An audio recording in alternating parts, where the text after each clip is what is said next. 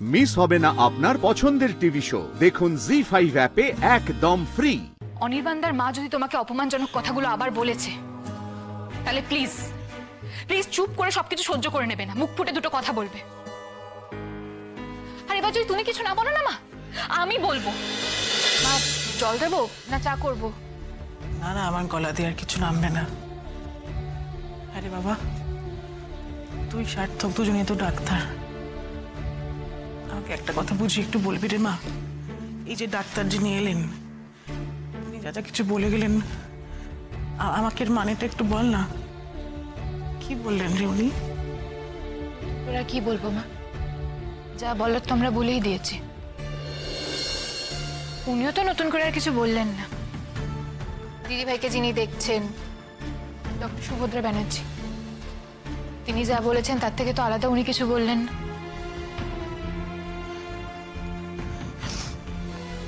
তাহলে কি হবে রে আমার মেয়েটার?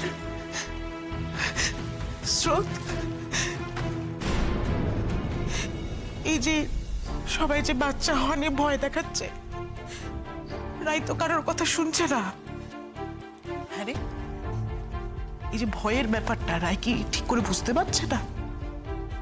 তাহলে এত জেদ করছে কেন? আমার কথা, আমাদের কারোর কথাও একবারের জন্য ভাবছে না। ও নিজের কথা ভাববে না আমি জানি, তাই বলে আমরা অনির্বাণ, ভাইয়ের যদি কিছু হয়ে যায়,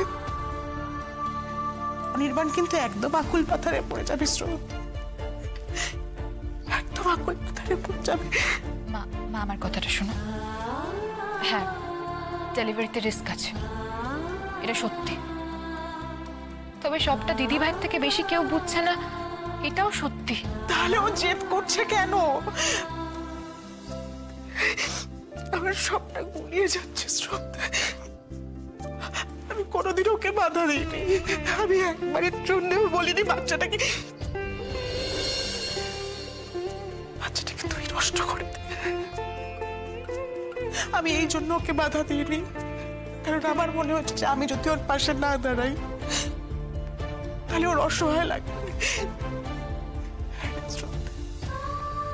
আমাকে একটা কথা বল, আমাকে ওকে বাচ্চাটা নষ্ট করার ব্যাপারে বোঝানো উচিত। সবাই মিলে ভয় দেখাচ্ছে স্রোত, ডাক্তাররা বারণ করেছে। এখন আমি যদি ওকে মা হয়ে একবারও না বোঝাই, ওর হাতে হ্যাঁ করি, সেটা কি ঠিক হবে বল? তাহলে সবাই আমাকে পরে দুষবে যে আমি ওকে কিছু বলিনি। লোকে কি বললো না বললো, লোকে কি বলবে না বলবে, প্লিজ প্লিজ এই চিন্তাধারা থেকে বেরো। আমি জানি মা, চিন্তা হয়, চিন্তা হওয়াটাই স্বাভাবিক, কিন্তু তুমি একবারও দিদি ভাইয়ের কথা ভেবেছো? এখন যদি সত্যি বাচ্চাটাকে টার্মিনেট করে দিতে হয়, ওর কি অবস্থা হবে? একবার ওর মনের কথাটা ভেবেছো তুমি?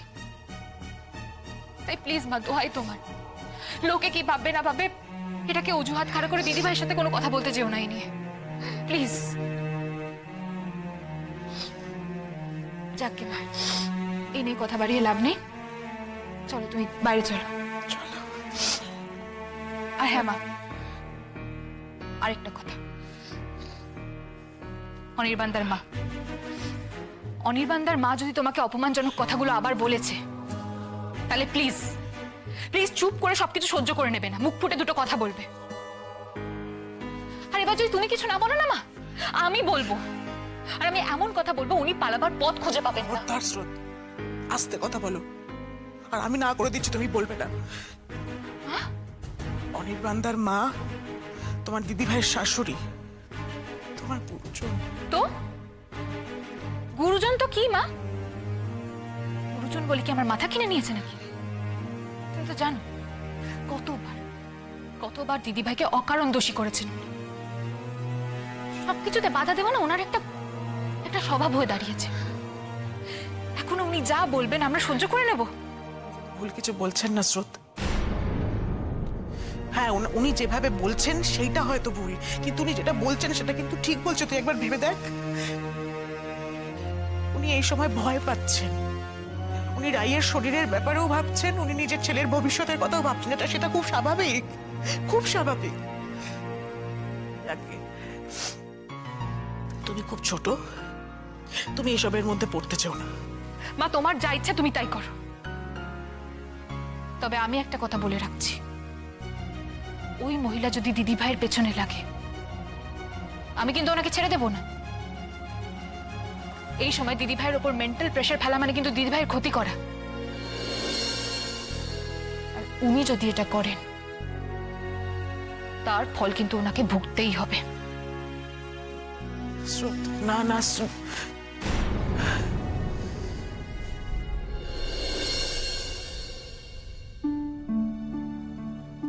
কিছু বলার আছে তোমার? আছে।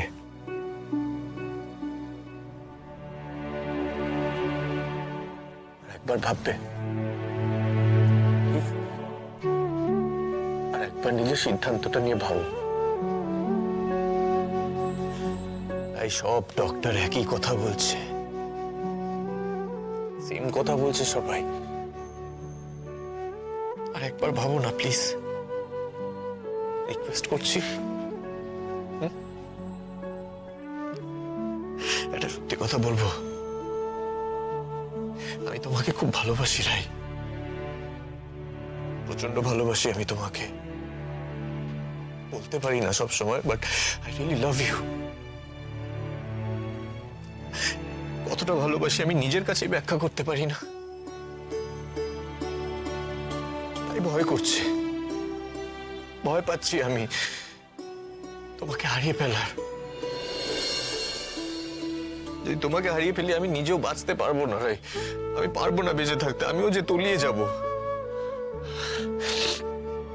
চেষ্টা করছি নিজেকে স্ট্রং রাখার, শক্ত রাখার, পারছি না, কি করবো? তাই রিকোয়েস্ট করছি তোমাকে, প্লিজ আর একবার, জাস্ট একবার নিজের সিদ্ধান্তটা নিয়ে ভাবো প্লিজ। আমি হাসপাতাল থেকে ফেরার আগে তোমাকে কয়েকটা কথা বলেছিলাম অনির্বাণ, তুমি দুদিনও তোমার কথাটা রাখতে পারলে না। এখন 2 মাস বাকি। এই মুহূর্তে আমার কাছে 2 মাসটাই অনেকটা দীর্ঘ, কিন্তু তুমি বুঝতেই পারছো না আমার কথাটা। অনির্বাণ, তুমি যদি প্রত্যেক দিন প্রত্যেকটা মুহূর্তে এরকম তোমার দেওয়া কথা ভুলে যেতে থাকো, তাহলে আমার কাছে সেটা খুব যন্ত্রণার হবে। আমি যদি সারাক্ষণ তোমার চোখে এরকম ভয় দেখি, আমি সহ্য করতে পারবো না সেটা। তুমি বুঝতে পারছো না? জি5 ডাউনলোড করুন আর সব এপিসোড দেখুন একদম ফ্রি।